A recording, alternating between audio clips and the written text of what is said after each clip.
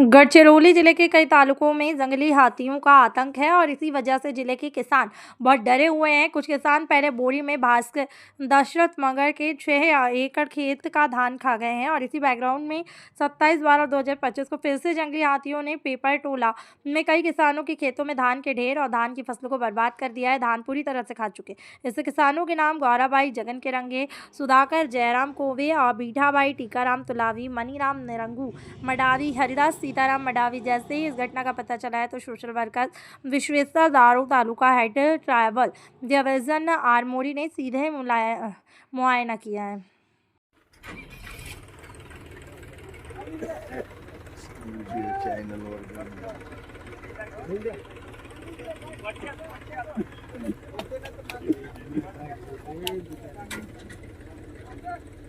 का करल शेतकरी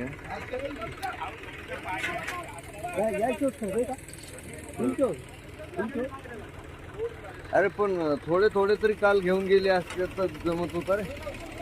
ट्रॅक्टर बोलवून चुरलेले तरी मग चुरलेले तरी हे घेऊन गेले असते ना तर चांगला होतो।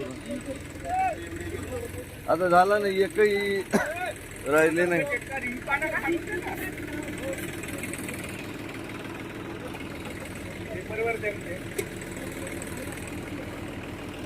टीव्ही चॅनल वर देऊन देईन म्हणत।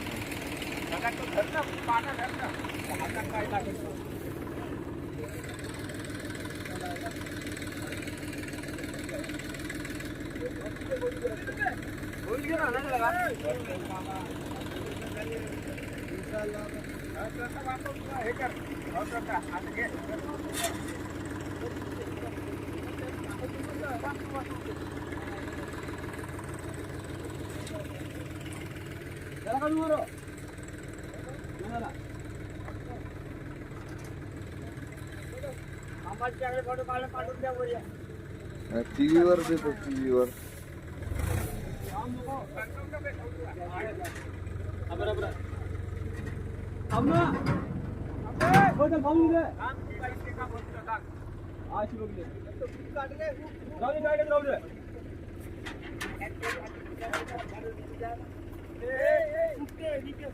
तो चांगला बुक नका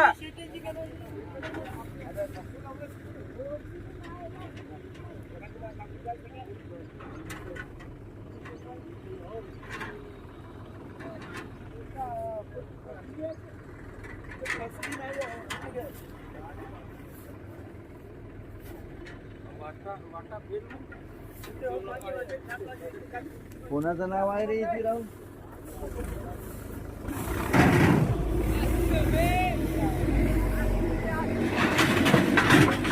रात्रो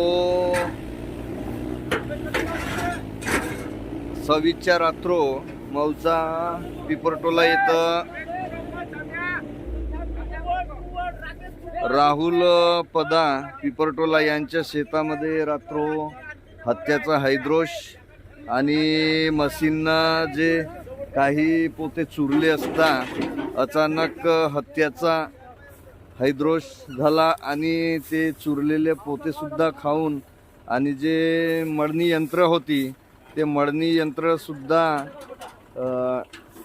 ते तिला पलटवून टाकले आणि परिपूर्ण त्या शेतकऱ्यांचं पिकाचं नुकसान उद्ध्वस्त झालं। तरी शासनाने याची योग्य दक्षता घेऊन इतकं मोठं जर शेतकऱ्यावर जर आघात होत असेल तर शेतकरी जीवन जगायचं कसं असा प्रश्न या परिसरातील शेतकऱ्यांचं झालेला आहे। कारण दरवर्षाला नरचुली पिपरटोला या एरियामध्ये दरवर्षी हत्याचा हैद्रोश होतो आणि हैद्रोश होत असताना आपला शेतकरी शेतीच्या भरोशावर उदरनिर्वाह करत असतो आणि उदरनिर्वाह करत असताना आज जवळपास 8 एकराचं पीक परिपूर्ण एक बी पोता त्याला घरी न्यायला वेळ मिळाली नाही। अचानक पूर्ण चुरलेले जे पोते होते ते सुद्धा आज प्रत्यक्षात फोटोमध्ये दिसत आहेत, ते पण पूर्ण खाऊन टाकले। आता कसं जीवन जगायचं हा मोठा प्रश्न निर्माण झाला।